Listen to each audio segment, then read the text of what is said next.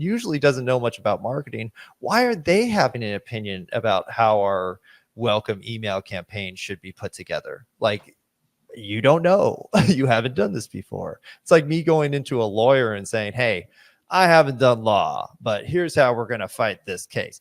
No, it would be insulting to the professional. But for some reason with marketers, we're like, oh, shut up, marketer. I know you say you've done this a million times, but we're going to do this. And it's like, no. And actually it's sort of the marketer's fault because we've asked for the opinion, and it's like, you should ask the vision. Like, you have to establish the vision and understand that vision. But once you have that, now that the person who told you that is completely unqualified to tell you how to run an email marketing campaign or, build the funnel or build the ads or any of the other aspects that go into marketing. So that's the concept. Centralize the vision and then make the people shut up so the marketer could do work. Yeah, it's interesting. Sometimes in consulting, you'll see that the owner's in the room, and anything the owner says, everybody's shaking their head, agreeing, a great idea, awesome, and you never get the right reaction. So sometimes you just get the owner to say absolutely nothing and listen to what everybody else is saying. But you're right, like you'll have people that have nothing to do with marketing in the room. Lunch with Norm.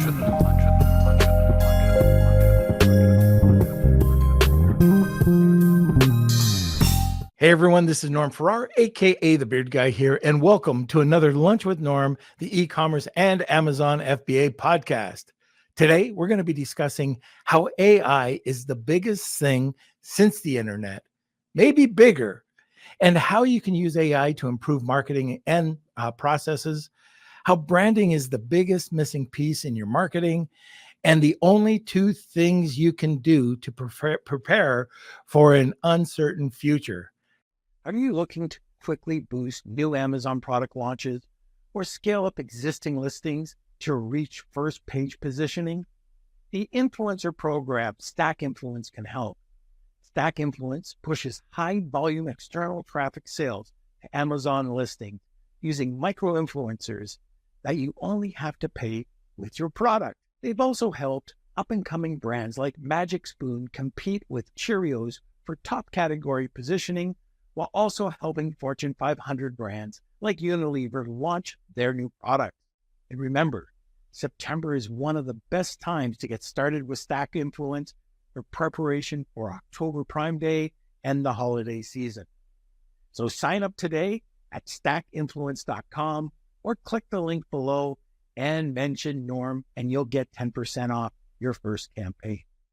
Okay, so today, how AI is the biggest thing since the internet. Now, I know you've probably heard a lot about AI recently, but we're going to dig into this. I think you're going to find this very informative. Our guest is a former president of Digital Marketer, a $10 million marketing education development platform that has helped over 120,000 marketers and companies to learn everything necessary to succeed in marketing online. He's worked with over 2,000 business owners and content creators to create hundreds of successful brands, companies, and marketing campaigns. So today, a returning guest, my buddy, Mark De Grasse. And now a word from our sponsor. And like every episode, I'm doing live read. Oh my God. All right. We're talking about Seller Basics. Hey, Amazon sellers ever faced with account suspensions, ASIN hiccups, or IP headaches? Introducing Seller Basics, your Amazon accounts guardian, which is $99 a month, or enter code NORM and you will get $89 a month. Seller Basics offers a dedicated team to shield your business from these challenges. Plus, this membership offers free legal consultations from seasoned e-commerce attorneys. There's no long-term contracts, and you can cancel with just a month's notice. You can view Seller Basics as your Amazon accounts health plan, and to check them out, just go to sellerbasics.com. Now, those nasty little disclaimers. Seller Basics isn't an insurer or law firm. Consultations come from independent firms. Results can vary. Membership is needed before events leading to claims, and terms apply. And welcome, Mark. Hey, how's it going, Norm? Whew, that's a lot of talking. Hey, I know how that goes. Sometimes I go off on a ramble for like an hour and a half, and I'm like, okay. Well, now if you do that, that'll make my job a hell of a lot easier. Hey, don't get me started. It's a hot topic. It's AI is one of the most exciting things that I've seen, and I've been doing this for over 20 years, and kind of used the computer since the 1980s, because my Yeah. dad was a computer engineer, so I was always in the mix. But AI is something different. It's a revolution, and people just need to wrap their heads around it. And once they do, they're going to be really excited. Yeah. First, so since the last time you've been on, I believe this episode, you've been on Marketing Misfits, but since you've been on here last, you were the president of Digital Marketer. Now you've gone on your own and you've done a bunch of different things. One of the things, like the AI Branding Academy that you're showing behind you, why don't you talk a little bit about that? Because people probably don't know that's what you're doing right now. Sure. Yeah. It's kind of the culmination of all my experience in marketing over the last 20 years. So I have been an agency owner. I was the president of a marketing education company, but I've also done content for that entire time. So the content in the form of magazines, videos, podcasts, all types of graphics and applications and websites. And I've also held a bunch of different positions with different organizations. So I've been a CFO. I've been, a president, of course. I've been a CMO, and even a chief fitness officer at a company called On It, where I was basically like the content executive. So I've had all these different roles, and I've also been a fractional CMO, where I went to different levels of business, including, $1 billion business, to see how marketing operates in all these different areas. And what I learned was that everybody has forgotten how to market, for the most part. And it's not anybody's fault. Basically, marketing, you're always looking for the spec, the metrics. Like, how can I see if all this money I'm spending and all this time I'm spending is worth it? Like, what's the number? And what we got with paid media, essentially through online advertising, through platforms like Meta and Google and whatever, is that ability where, okay, finally I could put it on an ad and I could see the direct result. And that was like the most epic thing to happen in marketing, because we've always looked for attribution. Like, where is the money coming from, and what action did it take to generate that money? So it's been a revolution just by itself. Now, the problem with that is that we've gotten kind of addicted to it, where instead of thinking like, okay, how do I build a better product for my customer? How do I take care of the customers so that they never leave? How do I, keep innovating so that my company is going to be on top? Instead, we said, hey, how do I just figure out the algorithm? How do I figure out the ads? How do I write the right copy to get people to spend money right now? And it was really just this short-term success that was enough. You could build an awesome company with paid ads, and whether your customer service was good or your product was good or anything else was good, didn't really matter. You figured out the formula for you making money. You put money into the money machine called Google or Meta or YouTube or whatever it is, and money comes out of it. And that it was a good thing for business. But what you've actually seen is, we don't have good services anymore. We don't have good products anymore. Like, there's a real disconnect between what we actually need as consumers and what we're actually getting. And then, of course, the stock market has made that even worse, because you don't even have to have a profitable business to be making billions of dollars. You just have to sell people on the concept. But AI is essentially changing this entire situation where, one, it's breaking everything. You're seeing, Google's senior VP came out in the second quarter of 2024 and said basically like, you know what, search isn't going to be a big thing so much anymore. Like, it's kind of the good times are over. We're going to focus more on ads. And they literally hired the guy who ruined Yahoo to come in and fix their fix their search platform.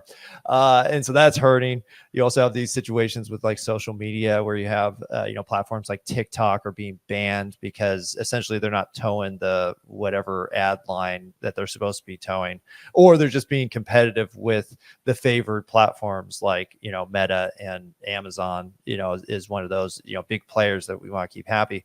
As marketers, we're looking at all this and we're kind of going like, wow, none of this actually has to do with me making a good product or me delivering a good service. It just has to do with me figuring out the algorithm of these big players. Now AI is changing that because one, the search engines are not being used as much, and you can see the investment of all these companies is going into AI, where it's like, okay, how do we figure out how to make AI make money, and how do we get more and more resources to plow into that system. So what I think is actually going to happen is you're going to see a spike in ad rates, and that's going to be due to AI essentially automating a process of creating ads that for the longest time has been fairly complicated. Anybody could put up a Google ad, but can you do it profitably?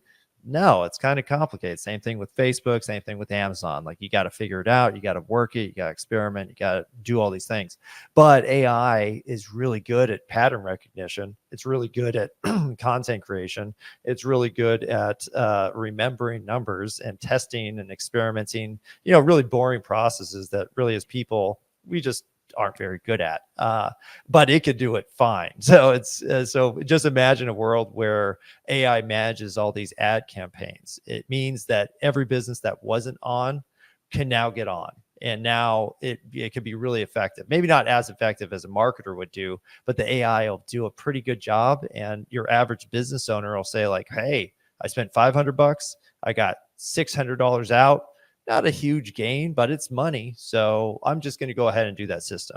And so instead of, say, a marketer looking for 2x to 10x, whatever they're spending on ads, most businesses will be satisfied with any X, right? Mhm. And so you're going to see a lot more advertisers, and this is going to increase the cost of advertising to the point where it might eventually become unprofitable to get that first sale. And so if it's unprofitable to get the first sale, the only thing you have is retention and repeat customers. Like that's what I think the future businesses are going to have to maintain, is that repeat business. And the only way you do that is by making good products, having good customer service, and essentially having a brand that people trust enough to come back to and continue to purchase. So in essence, what we're doing is returning to like the roots of branding and marketing, and just having good stuff. And so that's that's one of my big rants I'm talking about, where it's like, this is why this is going to happen, and it's going to be game changing for a bunch of reasons. But overall, I think it's going to be positive for both businesses and consumers. You mentioned a couple of really great points in there, and I'm going to get back to customer service in a second. But just a couple of podcasts ago, we did a custom GPT and showing how you can use that with lead gen. And it's just new forms of lead gen, which costs you nothing. And all you have to do is think about it, type it in, ask the questions, and just write it in, and you can create these custom GPTs, which is not new, but just a different way, a different thought pattern of how to get new leads. And it was so bloody simple. So Kels, if you can post the link to Colin Campbell's podcast about custom chat GPTs. There's a really cool segment in there about just lead generation. The other thing that is really important, and it's almost, I don't know why we got away from this, but it was just a shift. I don't even know if it's a paradigm shift, but it's just a shift that the bigger companies have given the consumer, and that's poor customer service. We're okay now with these food delivery companies dropping off your food, most of the time not ringing the bell. In Canada, it could be winter time, it freezes. Amazon in Canada, if I order something, I ordered my wife some chocolates the other day, and depending on the chocolate company that I order from, it was 80, 90 degrees. I went out there like a couple of times to see if it was there. By the time I got there, the chocolates had all melted. Yeah. And, a simple doorbell ring, they don't notify us. I don't get a notification here that it's been, like in the States. I know you do, but not here. We haven't done that yet. You're going to all these different companies. Like Amazon's one thing, but even when you go to a shopping center and you've got these self-checkouts, there's no customer service anymore. And it's getting now less. You're the worker. Yeah. And they've shut it like, here you go. Here's the propaganda, drink the Kool-Aid. And when you are the company that starts to do that, you're a winner. If all of a sudden it's, oh God, this company actually cares about what I value.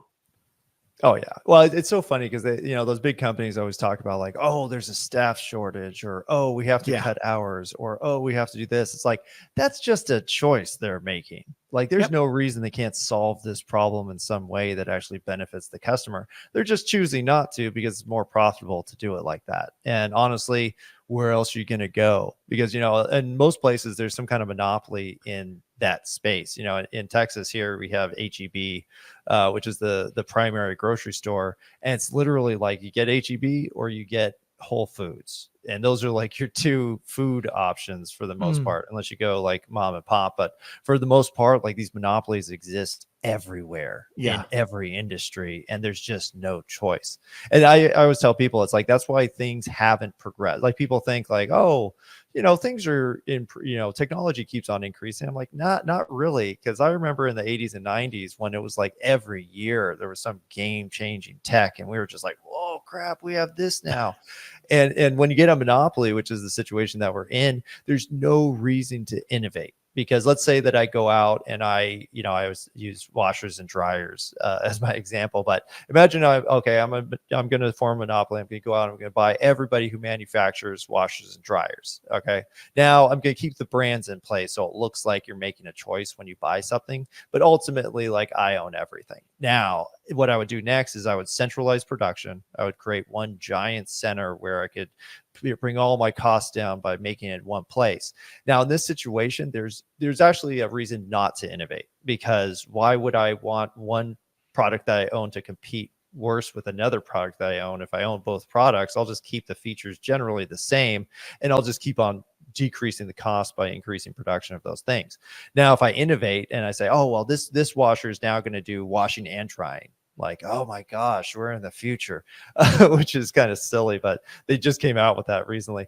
Why would I do that? Everybody's buying my stuff anyways. I'm just going to keep on making it more efficient to manufacture, and then I'm happy, and I'm never going to change that process because it make me less profitable. And that's what essentially has become of lots of industries, where it's like, why would I change anything? You jerks keep on buying. Okay, oh, you're gonna be happy or not happy, doesn't matter. You have no choice but to buy my stuff. Right. And so that's why you've seen like such a decrease in innovation with products that should be improved. It's even the iPhone. If you look at the iPhone, it's like, yay, another camera. Like, it hasn't, the battery is slightly longer, but also it's $1,000 more expensive. Like, how have we got into this place? And it's specifically because of that. But again, like I said, I think AI is breaking this because, we could see the future now. It's like, hey, imagine a software program that adapts to the user instead of the user having to adapt to the software. Like, just that one concept is so foreign, where it's like, no, what we've all been trained to do is essentially be the AI, where it's like, hey, Meta or Facebook, like, I want to find this thing. Let me figure out where you put the button this time. Okay, I found the button. Okay, where does it go now? And we all have essentially become programmers just to use the apps that we use all the time. But it shouldn't be like that. It should be, hey, Facebook, I want to see pictures of my son's 5th birthday party. Get the pictures.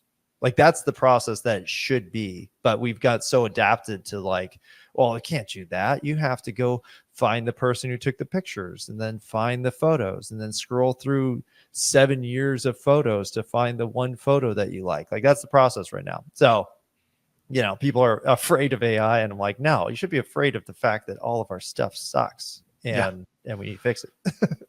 No, great point. And, kind of same topic, but let's talk about how AI can now improve your marketing and your processes. Yes. Let's talk about that, because it's huge. Because essentially what I talked about before is the paid ad situation, but you actually had essentially all of the methods of marketing have been siloed, right? Like you have a social media manager, then you have your content manager, then you have your paid media manager, then you have your email manager, and all these people don't talk for the most part, because you need a specific strategy for every one of those things, right? None of it's easy. But what you have is this, kind of separated process of marketing where nobody's really talking to each other. Nothing's really connected to each other. And now all these impressions that could be essentially promoting the same concept of your brand vision is now separated into the content marketer's vision, and then the email marketer's vision. And then so that's what we have right now, where we just have this siloed aspect. Now, what you want is a cohesive approach where everywhere you look, it looks the same, and the message is the same, and every impression you make is essentially the same message. And so now you get the impressions that you need to make an impact on the audience. But you couldn't do this because it's just too complicated. There's just too much to do. Now with AI, what you could do is essentially centralize the vision of a company. And that's what at AI Branding Academy, we call it your brand pillars. Like, okay, here's your vision, here's your brand voice, here's your slogan, here's all these different basic branding elements that you need. And now you could extract everything out from these, core principles, and then put it into wherever you need. So it's like, okay, I established my brand pillars. Now I need to make your email marketing campaign. It's like, okay, well, based on your brand pillars and what you're trying to achieve, here's the emails you should be sending. Okay, great. Okay, we did that. How do I connect that to my content? Okay, well, here's the content strategy driven from the pillars and driven from the vision. And then here's the content you should be making. So instead of essentially what we do right now, which is like, let's go to the whiteboard and draw a cloud in the middle and put a bunch of words on and everybody contributes. That's, I always tell people, I'm like, when you don't define every element of your brand, you are assigning that task to an employee, or worse, the customer, which is not consistent, or what you need to do. What you need to do is you need to find the person who's the most liable, who has the greatest chance of gain from this situation, from the company working. Usually it's the owner, sometimes it's your board or your executive team, but that's where the vision needs to come from, because those people care the most and they have the most on the line. But instead what we do is we say, okay, here's the vision of the board, or here's the vision of the owner, and then it trickles down through this convoluted bureaucracy that we all have set up, and then at the bottom you get like the actual action, and by then it's a game of telephone, where it's just like, I think the message was this, and now you have everybody's biases, you have everybody's opinions, you have everybody's mood installed into your vision. And now that's why most companies, when we see cohesiveness, we're like, that's a professional company, is because we just can't achieve that, or we couldn't until AI came along. And so what we try to teach is essentially like, no, centralize the vision. Stop telling people to make decisions. Say, no, we don't need to brainstorm this. Number one, you're not qualified to brainstorm this. And this is what I realized with a lot of my marketing gigs, where I was just like, why are we having this discussion? And why is the secretary in the room? Like, I'm sure she has good opinions, but honestly, I've done this for 20 years. Why would I listen to somebody like that? Or the owner, who is the most biased person on the planet and usually doesn't know much about marketing. Why are they having an opinion about how our welcome email campaign should be put together? Like, you don't know. You haven't done this before. It's like me going into a lawyer and saying, hey, I haven't done law, but here's how we're going to fight this case. No, it would be insulting to the professional. But for some reason with marketers, we're like, oh, shut up, marketer. I know you say you've done this a million times, but we're going to do this. And it's like, no. And actually it's sort of the marketer's fault, because we've asked for the opinion, and it's like, you should ask the vision. Like, you have to establish the vision and understand that vision. But once you have that, now that the person who told you that is completely unqualified to tell you how to run an email marketing campaign, or build the funnel, or build the ads, or any of the other aspects that go into marketing. So that's the concept: centralize the vision and then make the people shut up so the marketer could do work. Yeah, it's interesting. Sometimes in consulting, you'll see that the owner's in the room, and anything the owner says, everybody's shaking their head, agreeing, a great idea, awesome, and you never get the right reaction. So sometimes you just get the owner to say absolutely nothing and listen to what everybody else is saying.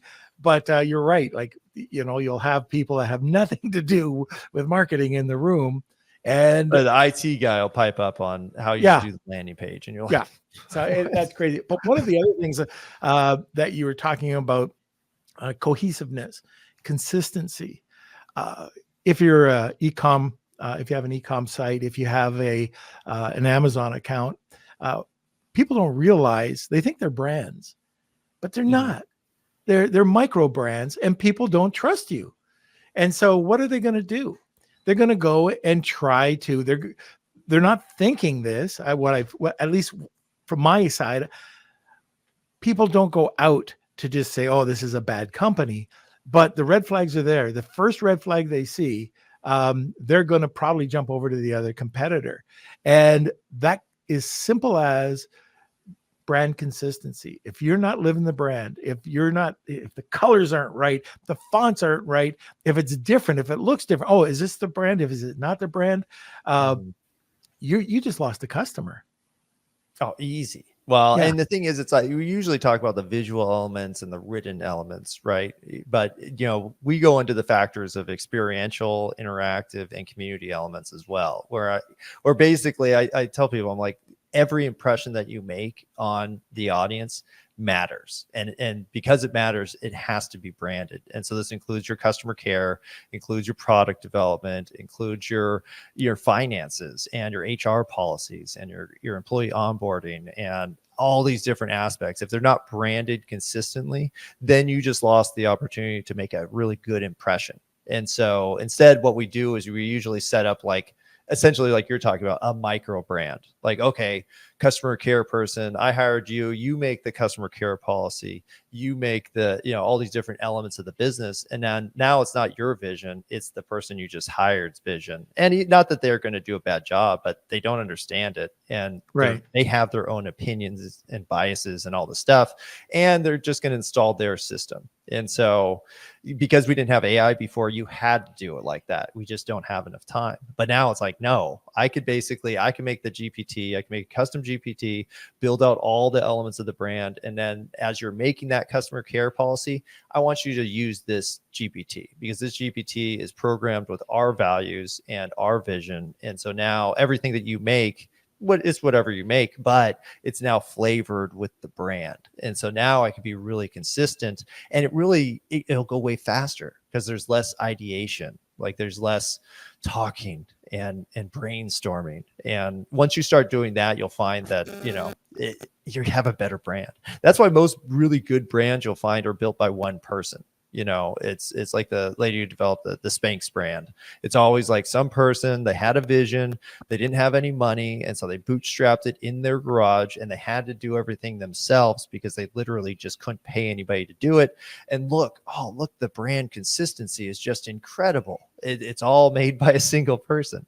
And that's what we love. That's what we all want to see, but we just couldn't achieve because, that takes a lot of time and effort, and very few people can accomplish that. But now everybody can, because you can use AI. Right. So we are at the bottom of the hour, and I'm really excited about this giveaway. So first of all, let me explain. This podcast at the top of the hour, we have something very unique. It's called the Wheel of Kelsey, and this is where we give away a prize every podcast. Today, we have got a really awesome giveaway. And to enter, it's hashtag Wheel of Kelsey, tag 2 people, you'll get a second entry. But Mark, why don't you tell us what you got? Sure. We actually have, we're in our 4th cohort for what I call the AI Branding Bootcamp. Essentially, it's a certification for the core thing that we teach at the Academy, which is the AI Brand Blueprint, where you actually learn how to build pillars, build what we call your brand essentials, which are kind of like, the really specific aspects of the brand. And then we build 5 style guides, which include your visual, written, interactive, experiential, and community guides. And using this, you could basically like build a company and all the policies that you need to do it. So it's a 4-week course, pretty intense, but when you come out of it, you're going to know how to do a ton of stuff with AI. And that's what we're giving away. The next one starts in, I think, 60 days. So it's a free seat. Now, I over the last, I don't know, over the last couple of years, I've taken 2 of these boot camps.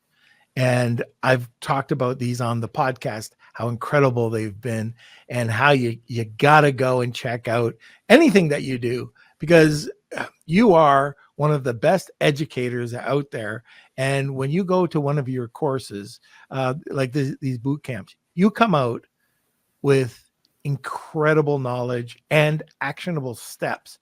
So this isn't a cheap course that you're giving away. This is $1,000 seat. And so if you're interested in this, it's hashtag Wheel of Kelsey, tag 2 people, you'll get a second entry, and it's priceless in my eyes. So anyways, I'm going to go. I got another live read. I just got to find the bloody thing. Here we go. All right, Kels. This is about Hono Worldwide. Hey, Amazon sellers, Hono Worldwide is having their grand opening of their brand new warehouse. Hono is accepting new customers. This warehouse is located in Wind Gap, Pennsylvania, just 90 minutes from the New York, New Jersey ocean port. It's perfect for sellers needing quick access to major shipping lanes. And their brand new warehouse has over 10,000 pallet capacity of storage. Let's try that again. Storage capacity, and perfect for warehousing, e-commerce order fulfillment, returns, co-packing, and kitting, and much more. They actually have, I think it was 70 different formulations that they're doing with. If you're looking for, what am I trying to say? If you're looking for a company that can do bottling, they've got 74 different exclusive formulations, premium formulations, different types of creams, anything you want on the beauty side. So don't miss out. Secure your space. You can email Hono Worldwide today. That's at savings@honoworldwide.com. And don't forget to mention that the Beard Guy sent you. All right, now let's get back. Man, talk about bloopers. Screwed that one up pretty good. Oh, yeah. But it's good quality. Oh, by the way, guys, I do have to mention this, that for full transparency, that I am one of the partners over at Hono. So this is a brand new location that we just opened up, 70-foot high ceiling. It's great. I'm really excited about it. So if you want more information about it, you can also just ask us in the WhatsApp group. So there we go. Now let's get back to you, the important stuff. All right. So I'm just trying to see. Yeah, probably now let's talk about missing pieces. So what are some of the biggest things people are missing out on their marketing? They're not using AI correctly. Most of the time you're not installing the brand voice. That's the thing I see the most, where it's kind of like, again, you have a new project and then you start from scratch. You're like, what should the message be? And what should this be? And you're making a bunch of new decisions. And when you do that with your projects, you're essentially establishing a new brand. Like, oh, hey, we need a brochure. Let's talk about what should be on the brochure. It's like, no, don't talk about what should be on the brochure. Like, you should be able to go back to the vision again and say, this is what it should be. Like, what should the sale be? Okay, let's just query, the GPT again and do that. So most of the time it's just you haven't established these kind of core brand parameters. And even if you have them established, you probably put it into, your brand guide and then forgot about it. right? I mean, that's the typical process, and then you start over again and again and again. So it's really just establishing, and that's why I always start everything with the brand pillars, where it's like, okay, here's the 9 elements of the brand. No matter what happens, like these elements are always going to be the 9 elements. And then once you have that, again, since you have AI, you don't have to worry about like, okay, does this employee know how to write well, or does this employee know how to do, whatever else needs to be done. Even the research side just starts flowing really easy once you have that vision centralized. So that I think was the biggest thing. And then I'd say that the next biggest is that people outsource content creation, which you can do, but you have to do it in a way where you're not adopting content or concepts that aren't yours. Because typically that's what I saw people do. Like, oh, I need a content. People said I need SEO. They said I need articles and whatever. I don't have time to do that. So whatever, I'm just going to hire this company and they're just going to make some stuff up. And I'm like, man, that's what are you doing? Like, this is your forward facing credibility to the entire planet. Like, it's the thing that people can see that will either, cause you to gain credibility or lose authority. And you're just letting some random person write it. So, and again, this wasn't possible for you to do before, but now you can, and you should. I also tell people with your content, like if you're not answering your customer's question, that question is being answered by your competitor. So you're literally sending your audience to competitors by not answering every single question they can have. And you probably say like, well, that's too much work. It's not. You have AI. You could literally generate 10 articles a day, answer every question your potential customer could possibly have. And then now you have an operational, customer service guide. Plus, you're not sending people to your competitors because you didn't answer the question. So I'd say those are the biggest missing pieces, and really you have to care about it, which is, hard sometimes for people. Yeah. I mean, it does take a bit of time, but it's so worth it. I remember we put out a newsletter way before Kelsey took this over, and AI was still fairly fresh. And all of a sudden started getting complaints, and I didn't look at it. And I looked at it and I went, holy crap, we got a problem. We got a big problem. It was not me talking. It was not, it was horrible. So we went back to one of the writers at the time and we said, any chance you used AI on this? 100%. And it was so not me. So we did get away from that. And now we have, like you said, you've got the brand voice, right? The voice of the brand.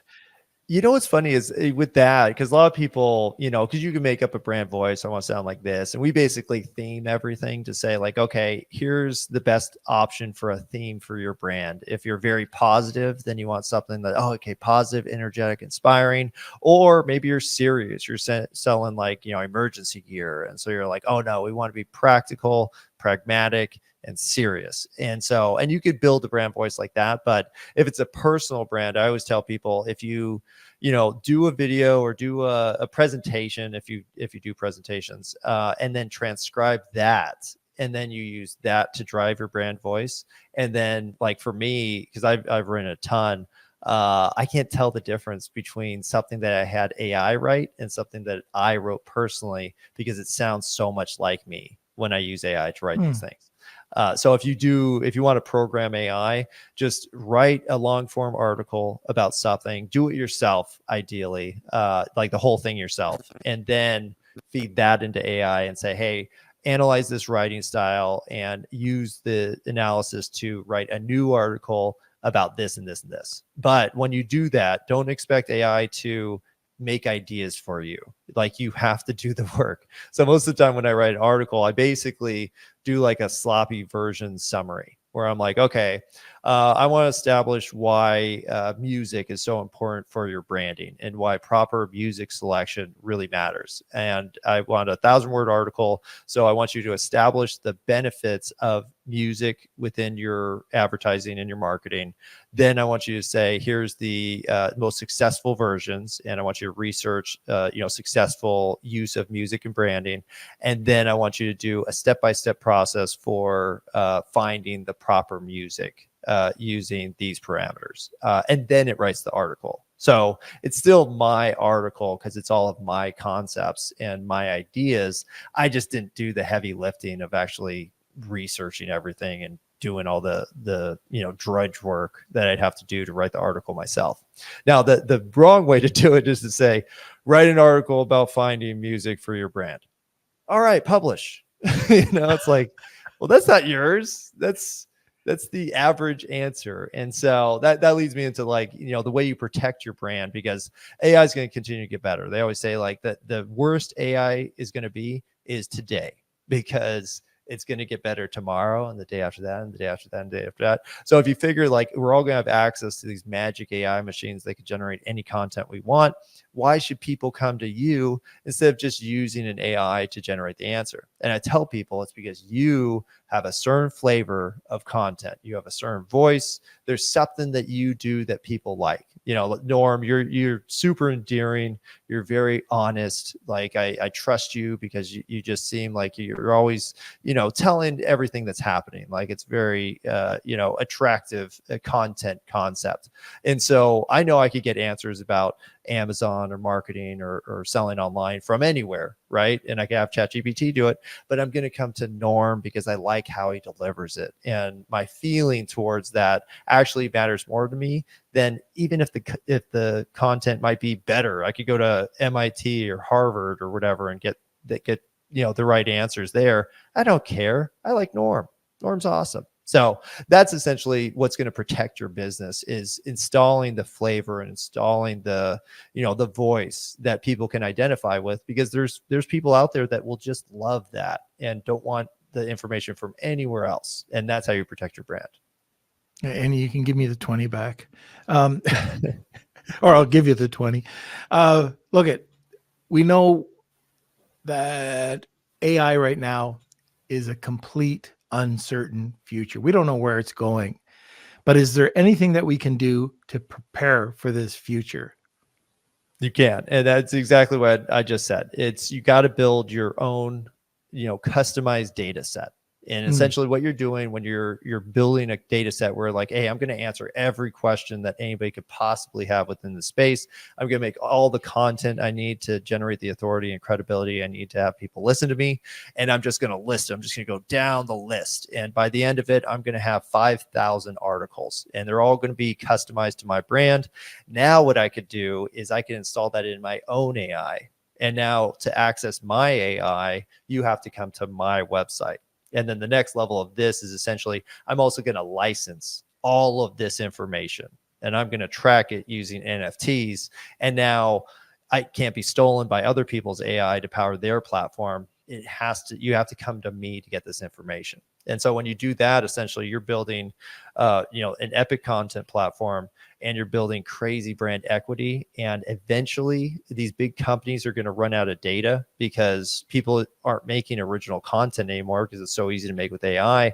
If you want the data set, you could either do the same thing I did, which is spend 5 to 10 years building this content, or you could buy my content or license my content for millions of dollars. And so that's why it's you can't, you try to get in front of the technology. It's not going to happen.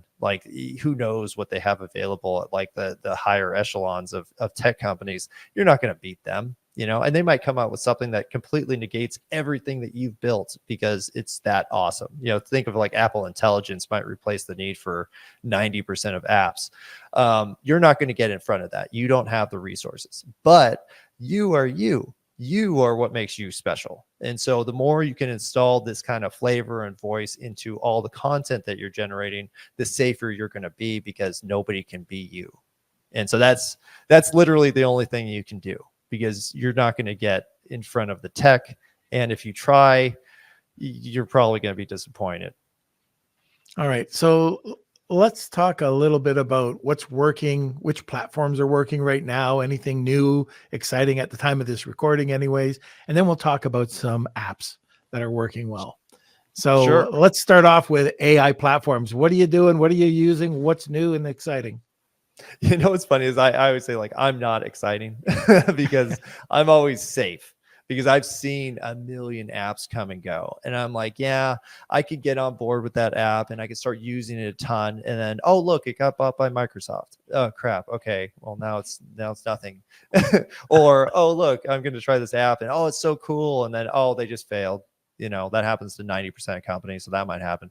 So my procedure has always been very safe and very conservative where I'm like, okay, what are the biggest platforms? What are the most supported platforms and the most used platforms? And like, okay, this is safe. And so my list of AI is just ChatGPT, which the performance of ChatGPT goes up and down all the time. Like sometimes it's awesome, sometimes it's not. So I supplement it with Claude. Claude is my content pick because it does do a very good job at interpreting language and duplicating the kind of flavor of that language. So Claude's safe. Then I use Perplexity. Perplexity is not as big as the other players, but they've been doing the AI search thing for a while, and they're solid. Illicit.org or .com, I think they bought that now too, is just research papers. Like it's an AI that's only powered by published materials, which means that all the information is safe. It's not some crazy internet statistic where if you try to get to the source, it just puts you in a loop of articles that are like top 20 statistics for this. So those are the four. And then I also use HeyGen. HeyGen, I actually publish a few of these on my channel where I'm speaking Spanish or I'm speaking German or, you know, a bunch of different languages. And you can't tell. I've actually run these by people, the native speakers of the languages. And they're like, yeah, I would think you speak French. You know, of course, the French always say like it sounds like Canadian French and they're very bratty about it. But yeah, I mean, and those are the main tools. And so, and I just keep it safe. There's some other ones that I'll try, but I usually don't recommend stuff until I've used it for like 6 months to a year. And so, Midjourney is the other one I use a ton. But yeah, I like to get good at things, and I only like to spend time on things that I know are going to be around because I can do some cool stuff with whatever app, but who cares if I just did it for, you know, a couple times. Like again, I'm all about volume. I need to do it 1,000 times and then I'll feel safe. Yeah, that's great. I've not used Illicit before. So as you're talking about it, I just pulled it up. So I got to check that out. Yeah. In terms of research papers and, you know, I like to, you know, there's so much fake info out there and you never know what's real anymore, and that's going to continue to degrade because the fakes are getting really good where it's just like, oh man, I can't tell if that's real. And I do AI imagery constantly, and even for me, I'm like, that looks like a UFO flying out of the water. I can't find any errors with it. What the heck? I know it like just to, I don't know if you saw this, but Kevin King showed me this video. This is just after the Trump shooter, you know, went off and did his thing. The next day, there was this manifesto that came. Did you see this? No, it was a video of the guy just talking about, you know, what's going on, why he did it. It was a manifesto, and complete fake. And I'm sitting there going, that looks exactly like this guy. He's talking. And then I find out that, yeah, this is definitely a fake. Oh, yeah. Well, it's like that whole businessman in Taiwan that got ripped off of $25 million because the hacker essentially created 12 AI and had a Zoom call where they all talked to each other. And the only person that was real was the person who got ripped off. And there you go. So it's actually why I also say, I'm like, you got to get your experiential marketing down because in person is going to be a big deal moving forward because you just can't trust stuff online. Like you know, if you haven't met somebody in person, you're going to be like, they might not be real. You know, it's going to come full circle, isn't it? You know, all the sales I've ever done for the most part was in person. I met people at trade shows. I went to their offices, and then Zoom. 2020 came, and everybody resorted to, oh, I'll save money, I'll just do a virtual thing. And just like Never you're go back. saying, now we got to go back and start meeting face to face. But it's actually a good thing, because it's I think we've really detached ourselves from each other, from our communities, from all these different aspects of normal human life, and decided to be safe online. And now we're finding that, like, oh God, it's a jungle in here and it's very dangerous, and and we're tired, and it's we crave that human connection. And so it's a really good thing, because honestly, like, small business, we always talk, as entrepreneurs, we're like, oh, $1 billion company, but it's like, you know what, your average person would be very happy with just a $1 million company. Like, you don't have to have 1,000 people, or 5 houses and a yacht and a private jet and all that crap. You just need to be comfortable, and hopefully hours a week. For me personally, like, that's my goal, is to, okay, how can I build a company where I don't have to stress about it constantly? I can live the life that I want to live and be comfortable. And Right. And I think everybody's coming around to that fact. Like, you don't need the ridiculous stuff. Just put food on the table, be happy, and not be stressed about money all the time. Like, that's the goal now. Yep, that's a great point. I just want to, I don't know if you've ever heard of this, but have you heard of Plaud? Plaud. So once again, it sounds like I'm talking about Kevin every day, but every few minutes. But Kevin King flew up to my place the other day, and we were talking about this new company that we're opening up, Dragonfish, and he showed me this this device here. It's magnetic. It goes on the back of your phone. Oh yeah, I've seen those. And cool. It translates or transcribes everything. Ooh. So if you're on a phone talking, you just switch the switch, turn it on, records the phone call. If you're in a business meeting, or like we're going to this podcast movement next week, we want to go and hear the speakers, turn it on. What this does is it breaks it up into mind mapping, summaries, action steps, all sorts of different ways of utilizing it. And it's very inexpensive. Like, I think it was $150, and the minutes are very cheap to buy. I think you get 300 minutes for 3 months, and then you can buy whatever amount that you want. But I always said, when you go to an event, if you're always writing, you never implement anything, because you're always writing. There's information overload. And I always like taking just, okay, what was the 3 main action points, trying to implement one, just one. And I can do that with this now. I can sit back, I can relax, I can listen, and I can tell it, when there's an action point. I love that. Yeah. I like how it's a piece of hardware too, because, a lot of times technically chat has its own, voice thing, and there's a bunch of voice things on the phone, but it uses processing power. And then you're like waiting for stuff to start. So I like how it's external, because it's just like, oh no, it's just doing it itself. Then you can trust that it'll do it right. Yeah. And the actual digital copy that you get of the transmission, so it'll record the voice. It gives you the, a PDF, and it's very well thought out. And accuracy, probably, I'm guessing 99.99. Wow. Oh, Yeah. That's huge. Yeah. I'm going to check that out. But anyways, I need help. I'm trying to keep up all the time. Well, I'm trying to, for my company, I'm trying to do things in a way that's practical for everybody to do. Plus, I don't like to teach anything that I haven't done myself. And so I'm constantly like, all right, I'm going to suffer through this, because I'll be able to speak from, a place of experience versus like, this will probably work. Well, that's a lot. We're coming up to the top of the hour. And if you had not heard about the giveaway today, it's awesome. We've got 1 seat in the latest boot camp from Mark De Grasse. Do you want to just talk about the boot camp again, and then we'll let people enter just before we go over to the wheel.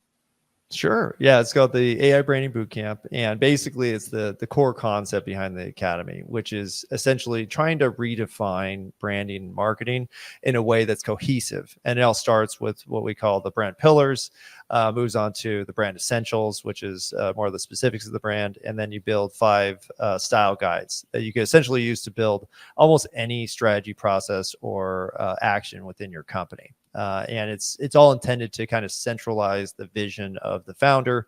And then I use examples, and I have like an example company that we actually built together. But by the end of it, you'll know how to build custom GPTs, use AI applications like Midjourney and Chat and Claude. And then basically have a cohesive framework that will allow you to build any marketing or branding strategy you want to. And so the value of this is approximately $1,000. And if you're interested in this, it's hashtag Wheel of Kelsey. Tag 2 people, you'll get a second entry. I guess the other thing is contact information. And we talked about the boot camp just a second ago, but what's the difference between the boot camp and the AI Branding Academy? Oh, okay. So the academy is a membership. So when you get into the academy, there's courses, how to build websites and podcasts and articles and the brand pillars, all those different aspects. And then a list of hundreds of prompt series is what I call it. I do prompt series, which is basically just written prompts so that you could use it with any AI. But then we also have custom GPTs, and I'm trying to make it like a central source for frameworks within marketing, where, hey, I don't know how to start this project. Oh, you've never made a podcast? Like, here's the steps to make a podcast. And then what we're doing is partnering with companies that provide done for you solutions, so that we're going to show you the manual process of how to make all these different things. And then, okay, you know how to make a podcast now, but you don't have the time. Here, go to this company. They have an automated solution that will do 90% of the work for you. And so now you could speak from a place of authority when you go to that company versus I don't know how to do anything. And then, the solution that's provided is essentially teaching you how to just use your solution. So essentially what I'm trying to give people is some independence and just enough knowledge to make informed decisions, even if they do end up using a service or, some kind of SaaS product to accomplish the task. The other thing too is you can just check out markdegrasse.com, and there's tons of free information, great content on that site. So you're very giving with your content and your knowledge as well. So check it out. Go to markdegrasse.com, and if you're interested in the courses, by all means, I can speak from experience. I've signed up for 2 of the courses and very satisfied with the quality of the content that Mark provides. Okay, so let's go over to the wheel, and then we'll come right back. Or hold it. Kelsey's going to come back and say, you forgot a sponsor, a shout out. I'm going to do that right now. Okay. So I've talked about this quite a bit, but start, scale, exit, repeat. Just like the banner says, it's from my friend Colin C. Campbell. The book is expanding. So not only do we have the book here, but it's in hardcover, softcover, it's in Audible, and it's in Kindle. But there's also a new workbook series that's coming out that's going through each one of these modules to help you build a successful business plan as you go. And it's all done. All right. Just like today's episode, through custom chat GPTs. But it's an excellent book. And no matter where you are on your entrepreneurial journey, this will help you out. It's almost like a business reference guide. So check it out on Amazon or on Audible. Start, scale, exit, repeat. Now we can go to the wheel. It's time for the Wheel of Kelsey.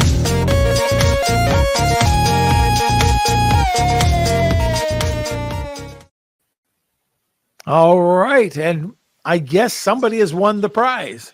Yes, yes. So this is a recorded episode. I am here live, making sure it's going smoothly. I'll probably be popping in now. But if you are the winner, please email me, k@lunchwithnorm.com, and we'll connect you with the prize. Congratulations.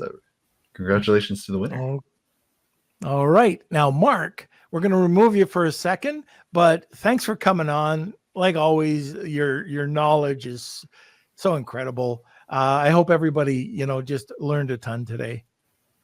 I hope so too. My main goal is just to share everything that so people could kind of prepare themselves, because it is going to be a different age coming soon, and you can prepare for it.